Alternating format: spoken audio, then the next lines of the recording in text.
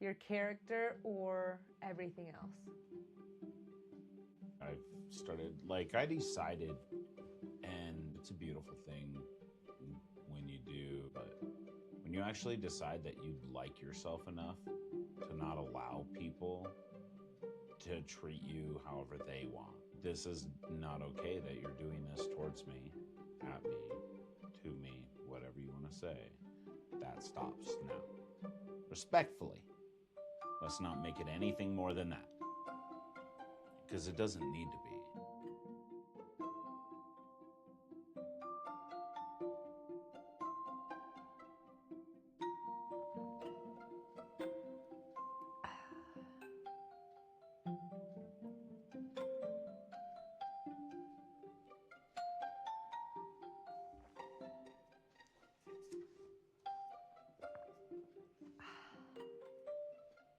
Hey everybody, welcome into Folklore and Flourish. You're here with Jane and Mark. Today is January 24th of our final week 4, the return. We are in the month between worlds, a seeker crossing the veil, and we are on week 4, the return. Today is all about the voice. That is our topic for today, the voice. Our theme is speaking destiny, and it is the voice, and these are 4 really good ones today. They always are good, but just loved them today. And we hear them from Greek, Biblical, Lakota, and Norse folklore today. So we'll see you after these 4 stories.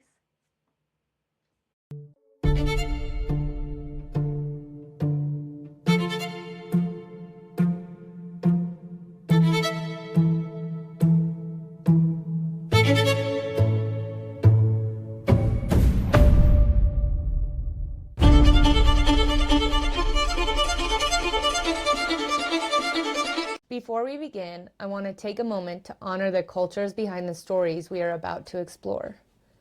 The tales shared here come from many peoples, lands, and traditions.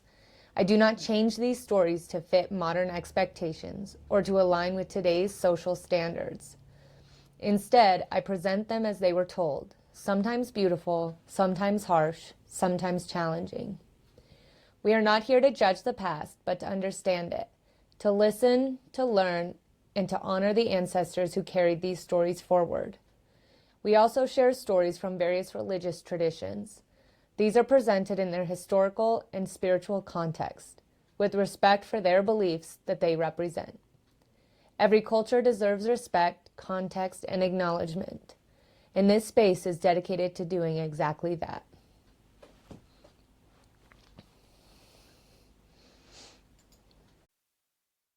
Story 1. Cassandra, who spoke and was not believed. In Greek tradition, prophecy is not a gift without cost. Sometimes it is a sentence. Cassandra was born a princess of Troy, daughter of King Priam and Queen Hecuba. From the beginning, she stood close to power, but never securely within it. She was observant, sharp-minded, and attuned to patterns others dismissed. This attentiveness drew the notice of Apollo, god of prophecy, order, and divine speech. Apollo desired Cassandra. In some tellings, he offered her the gift of prophecy in exchange for her love. In others, he gave the gift freely and expected devotion in return. Cassandra accepted the power but refused the god. She would not yield her body or her will. Apollo did not take back the gift. He altered it. Cassandra would always speak the truth, and no one would ever believe her. From that moment, her voice became a burden she could not set down. Cassandra saw what others could not. She saw Paris's journey to Sparta ending in disaster. She warned that Helen would bring ruin to Troy. She cried out when the wooden horse was dragged through the gates, naming the deception plainly. Her words were clear, rational, urgent. They were dismissed. Some laughed, some pitied her, some accused her of hysteria or arrogance, but none listened. In Greek thought, madness and prophecy often stand side by side. Cassandra's certainty made her threatening. A woman who spoke without permission, without ambiguity, without fear, disrupted the order of things.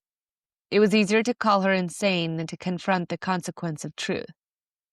As Troy burned, Cassandra's prophecies unfolded exactly as spoken. She took refuge in the temple of Athena, clinging to the statue of the goddess, believing sacred law would protect her. It did not. She was dragged away by Ajax the Lesser, her violation adding sacrilege to the city's fall. Still, her voice did not break. Taken to Mycenae as a captive alongside Agamemnon, Cassandra foresaw her own death. She named the treachery waiting within Clytemnestra's house. She described the blade before it fell. She entered the palace knowing she would not emerge. She did not flee. To speak truth in Cassandra's fate did not mean survival. It meant fidelity to what was seen. Greek myth does not portray Cassandra as mistaken or delusional. It portrays a world unwilling to hear. Her tragedy is not that she spoke too late, but that she spoke clearly in a culture that preferred silence wrapped in comfort. Cassandra's voice reveals the brutal truth of prophecy. Truth spoken does not guarantee protection. Silence protects nothing. Story 2. Jeremiah, the reluctant mouth of God.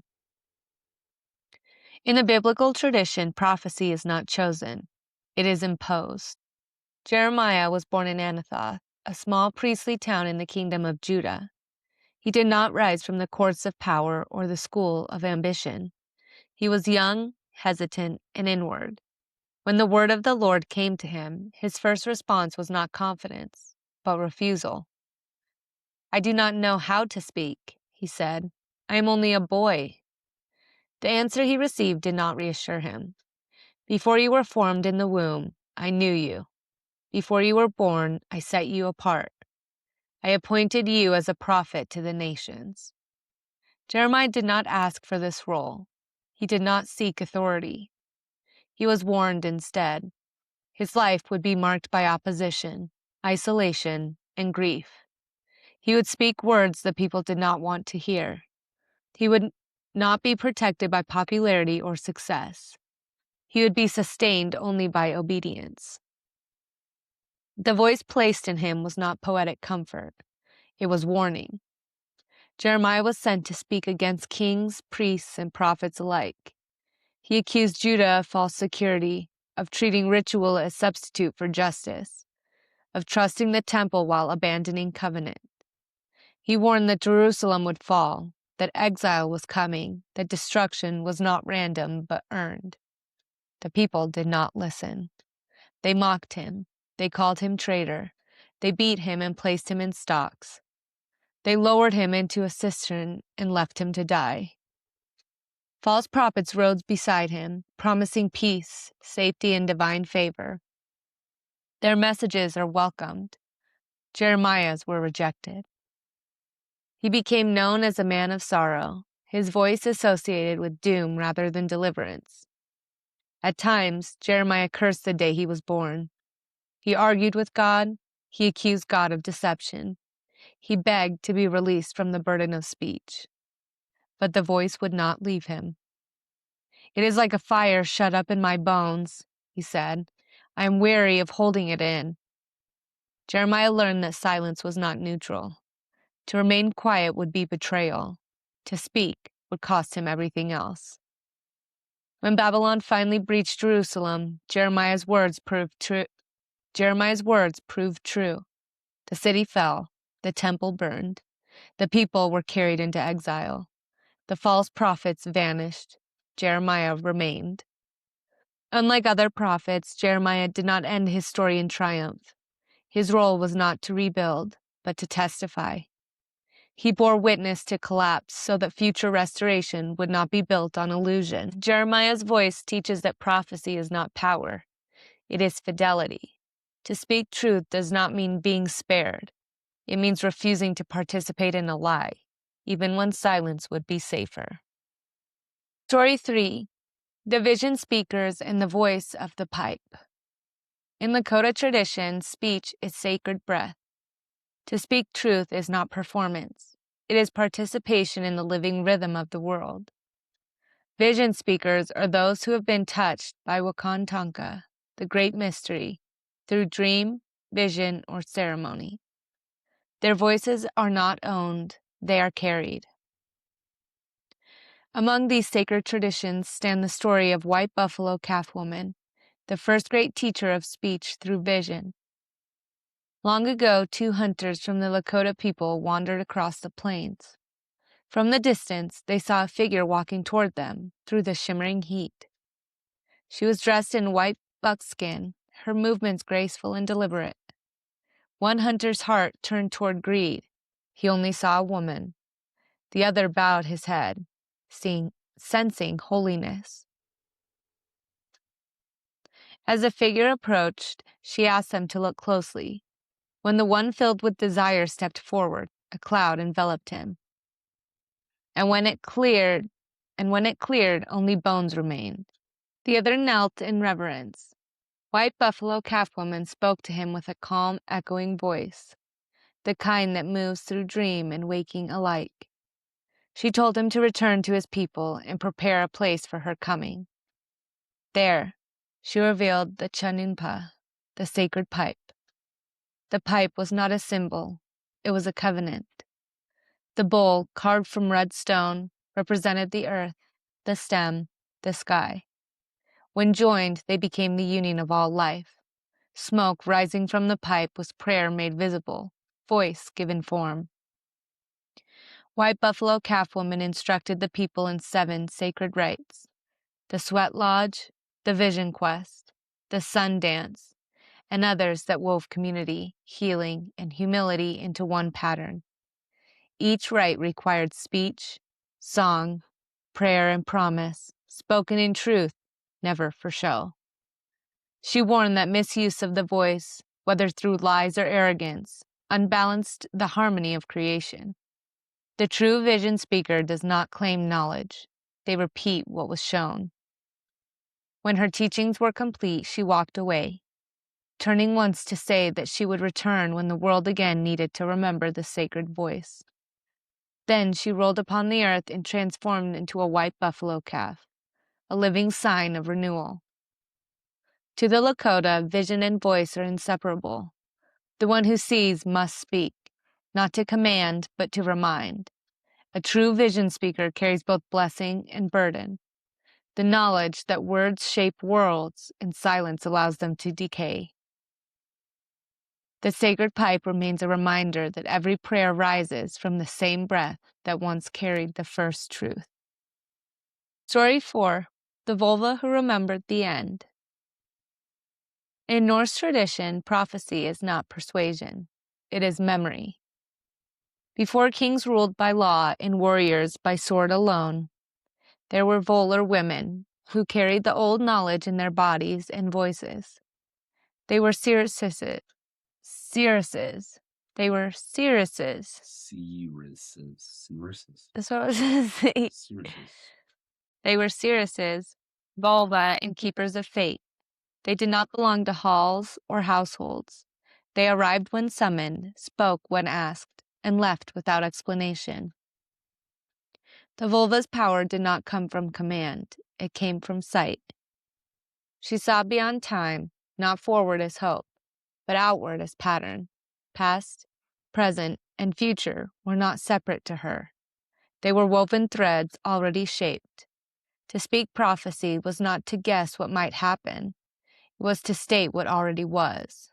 The most enduring record of the vulva's voice appears in Voluspa, the prophecy of the seeresses, preserved in the Poetic Edda.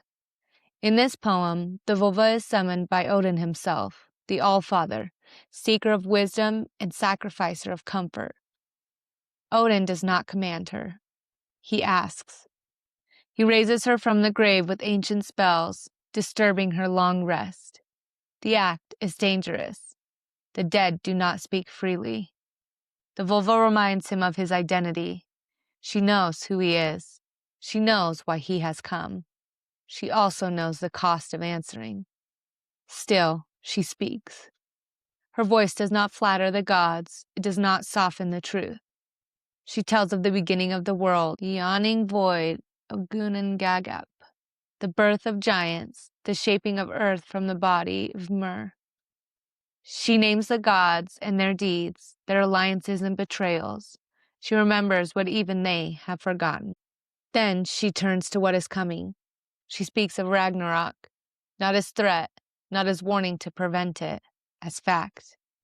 She names the signs, brother against brother, oath breaking, the sun darkening, the earth trembling. She names the beasts breaking free, Fenrir unbound, Jorgenmonder rising, the ship, Naglfar, sailing on dead men's nails. She names the fall of gods themselves, Odin swallowed, Thor poisoned, Freyr slain, the world burned and drowned. Odin listens in silence. He does not interrupt. He does not argue. He knows better. The vulva does not end with the annihilation alone. She speaks also of what comes after. The earth rising green from the sea, fields unsown yielding grain, a new hall brighter than the sun, gods returning, a renewed order. But this hope is not consolation. It is continuity. Ragnarok must happen. The gods cannot speak their way out of fate. Neither can humans. The vulva's role is not to inspire action. It is to ensure remembrance. To speak what must be spoken so that when the end arrives, no one can claim ignorance. After finishing her prophecy, she withdraws her voice. She sinks back into silence. She does not stay to comfort Odin. She does not offer reassurance. Her task is complete. In Norse belief, the most dangerous voice is not the one that lies. It is the one that tells the truth when no remedy exists. The vulva teaches that speech does not always save. Sometimes it simply witnesses. To speak destiny aloud is to stand upright before it, unblinking. Hey everybody, welcome back in. We hope you enjoyed those 4 stories. So today is January 24th, The Voice. The daily thread for today is that across these traditions, the voice is not a tool of persuasion, but of alignment. Cassandra speaks truth without protection, and Jeremiah carries a word he cannot silence. Lakota vision speakers give breath to what the sacred reveals, not to what comforts. The vulva names fate itself without promise of escape. Each story shows that silence does not keep the world safe. Truth spoken does not guarantee belief, it only guarantees integrity. I've told you a little bit about Cassandra before in the Greek story. We know her as the princess that's doomed to be able to have the ability of foresight. No one will believe her. Yeah, that's a bummer. And so that's obviously a character we're going to use in our story. I kind of feel that though.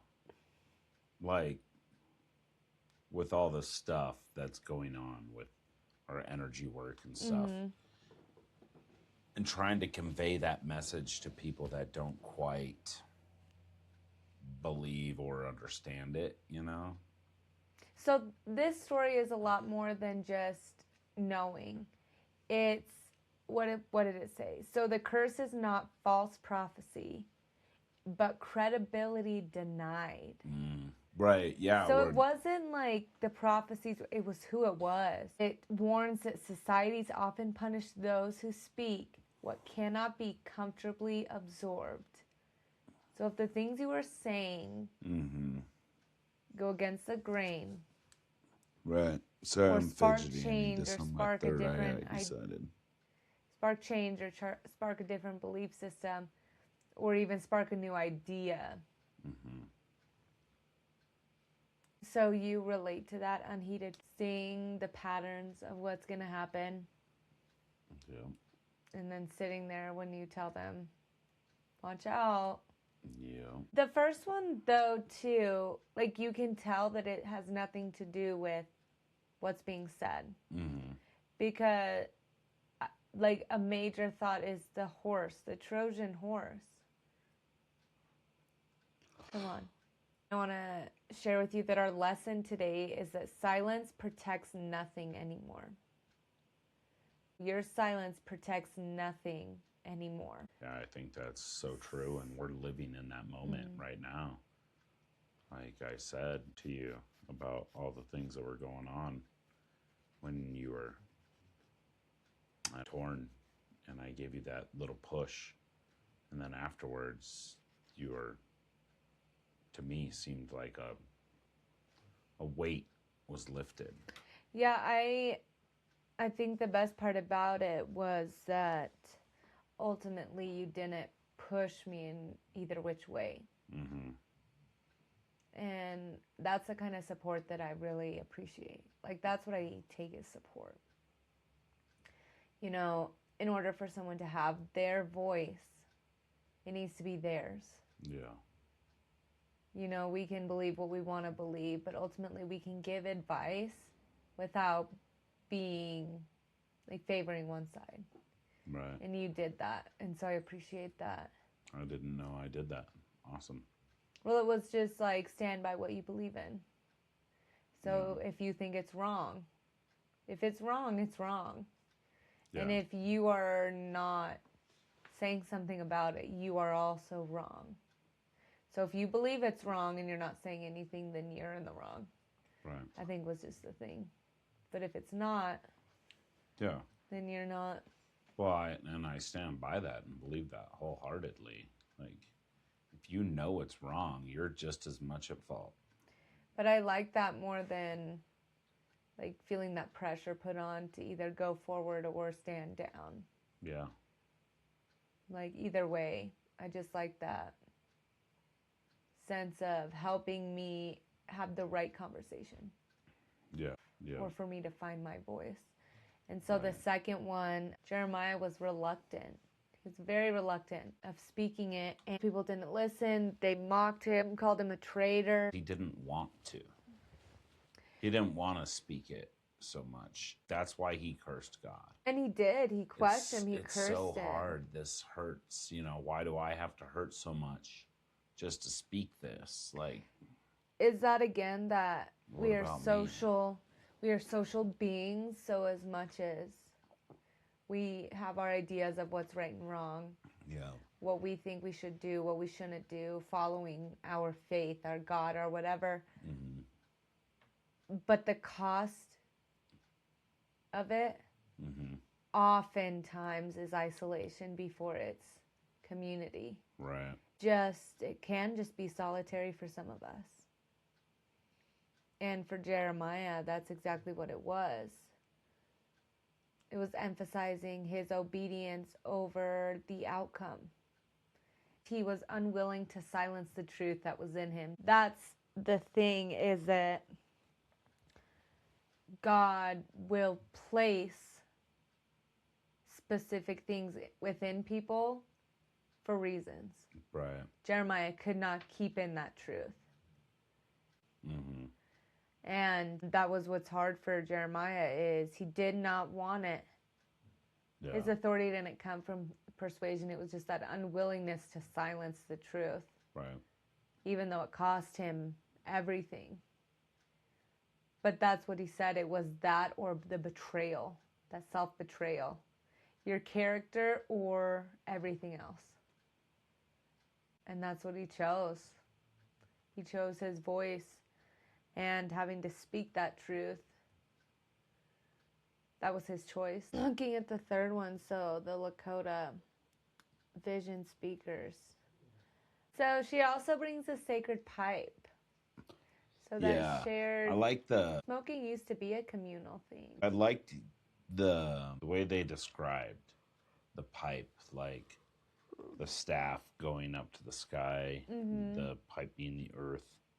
And then them smoking it was the prayer coming out. The smoke was the words had form. Yeah. And that was, and they're putting it out into existence.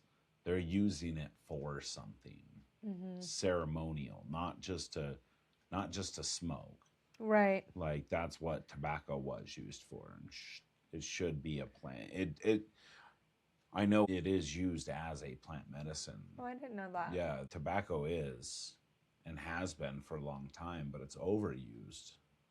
when you take the actual tobacco leaves and stuff, like I know with the tribe they do some stuff. That one says that it affirms that truth is communal breath. So we kind of talked about that, the community. Prophecy is not prediction, but harmony between seen and spoken. The world listens or forgets according to how faithful humans speak what the sacred shows them. The world will listen. The world listens to you and how faithful you are.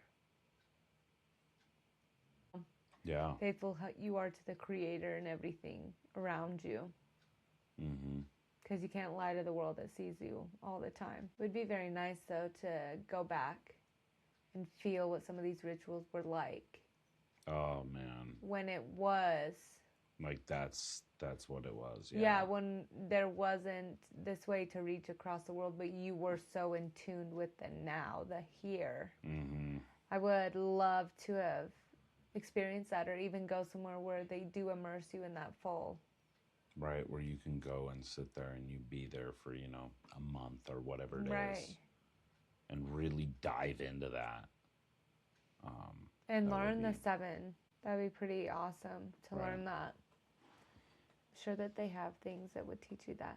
The last one, so that was a Norse one. We finally hear who gave the prophecy to Odin. So the Volva gave the prophecy of what's going to happen, who the players are. But there's another day. You'll have another day. And I thought that was interesting. Right. All of the focus was on Ragnarok. And how am I going to get through it? But no. It's inevitable, but that's okay.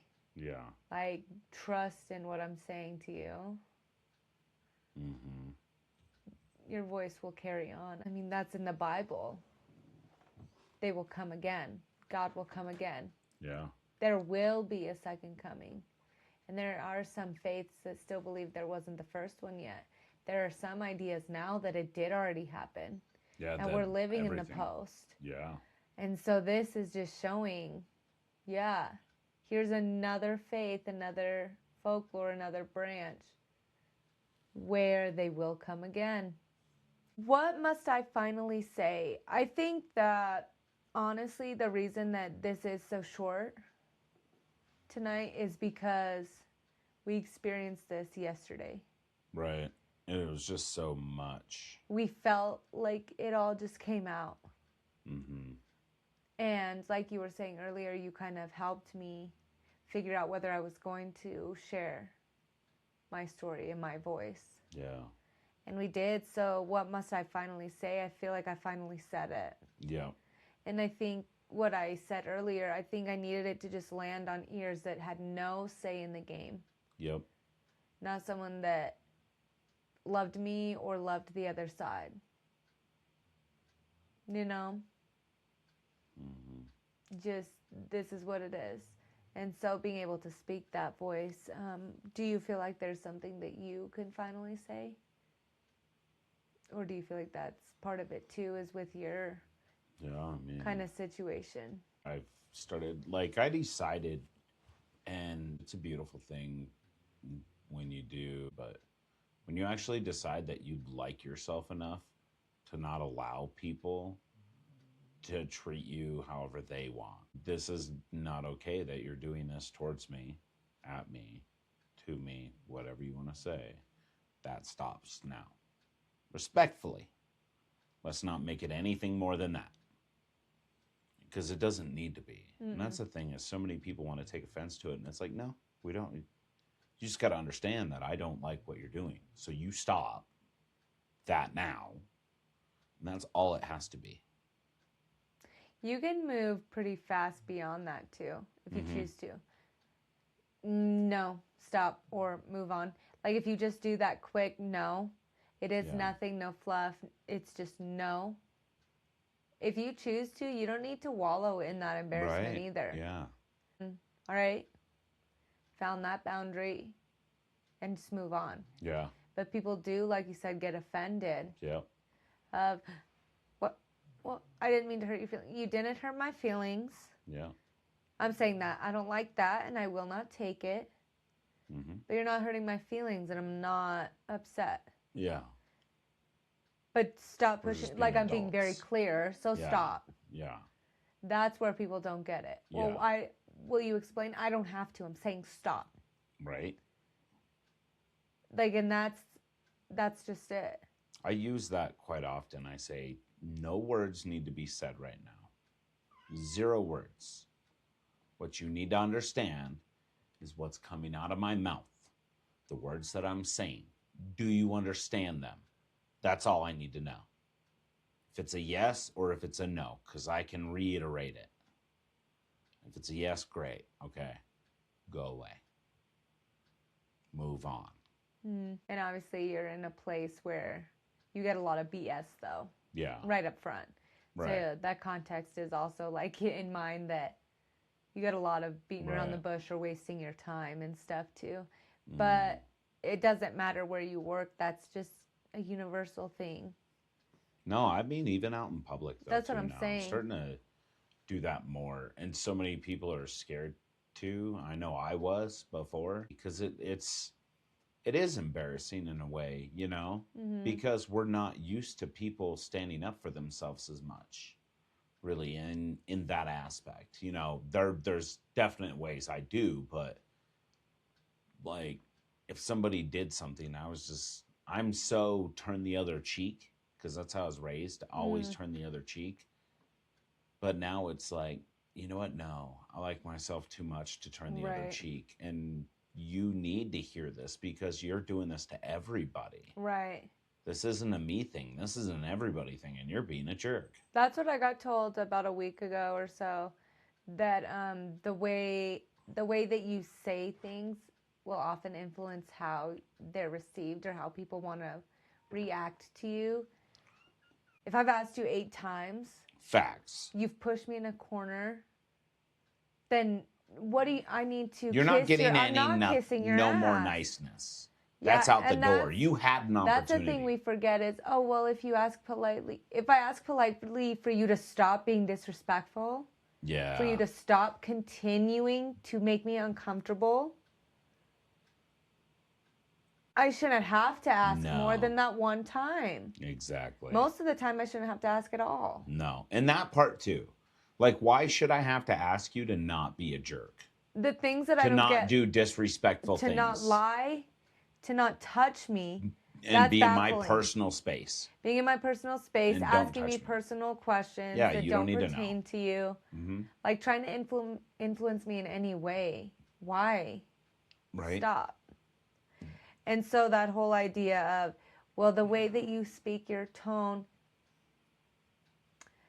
I don't care about my tone for people that have proven they won't do anything. Exactly. That they're not hearing me. My tone is chosen this way. Yeah. Oh, your tone? Yeah, I'm doing that on purpose. Yeah. This is with purpose. That's a thing. Is it you're doing it purposefully? Like, no, this is why I'm doing it. Because I feel like you can't keep up, so I'm going to talk really slow. It's not just that. I'm not playing this petty game of like having a decoration on my desk. I'm having a serious big girl conversation where I can't beat around the bush and play this passive aggressive game for 3 weeks. I asked you if you could do it. You said you'd get back to me. I've reached back out 3 or 4 times. You haven't even told me if you could. You're wasting my time by just not saying, no, I don't have time. Right. But, well, maybe if you ask nice. No, they don't have time, clearly. So what do you mean, ask nicer? Pretty, please? I can't stand that stuff. I can't stand it. And this one talks about how the vulva teaches that speech does not always save. Sometimes it simply witnesses, right? So it's truth without escape. So the Norse prophecies emphasize truth without escape. They do not seek belief, obedience, or repentance. They speak because memory must survive even when hope cannot alter the outcome. sometimes it just needs to be said. Mm-hmm. It needs to be addressed. It needs to be faced.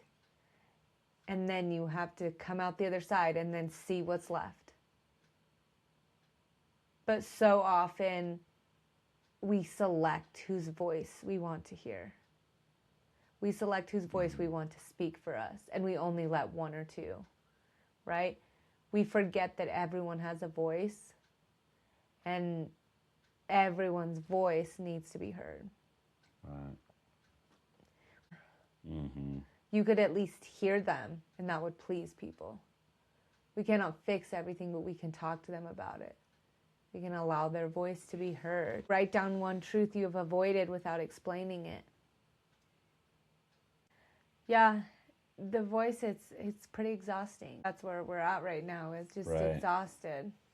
Just like ready to wind down, you know, just. Yeah, it's busy couple days, and now it's just, the return is hard. Yeah. But you can't, and you shouldn't tiptoe your way back in. No, come in. You shouldn't walk on Kick the eggshells. door. You walked on Pow. eggshells walking out. Snap kick it. Yeah, snap kick it. I showed him my snap kick earlier, and his white belt skills got kind of they kind of got shaky there for a second. I peed a little bit. It was a lot.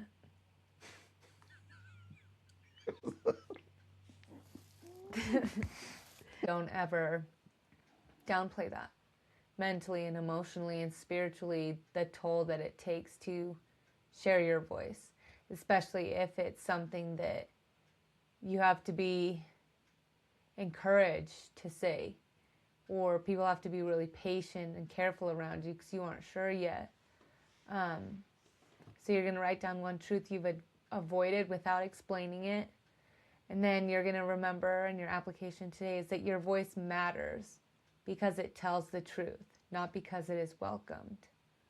So your voice matters because it tells the truth.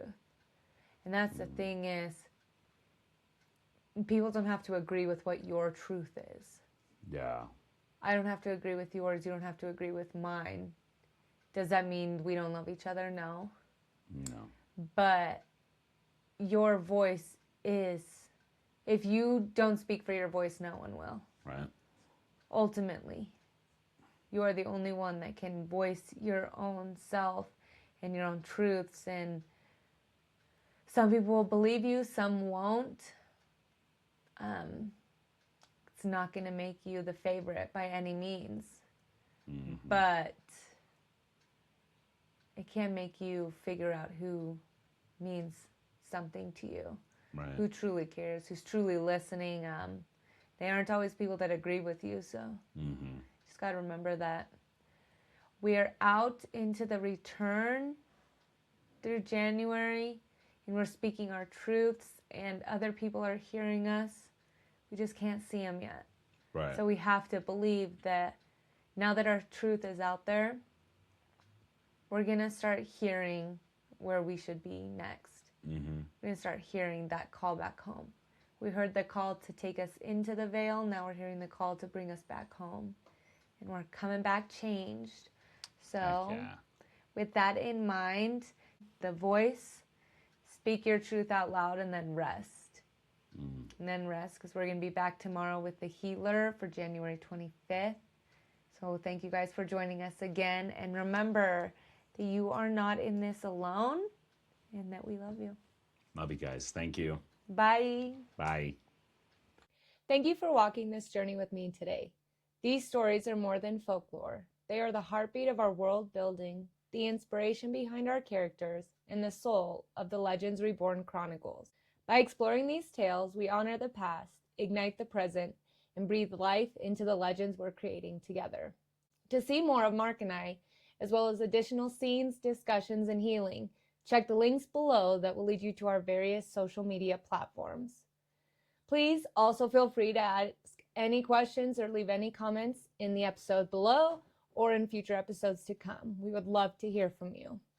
Until next time, may your path be guided by wonder, curiosity, and the magic of the stories that came before us. Blessings, and I'll see you on our next folklore journey.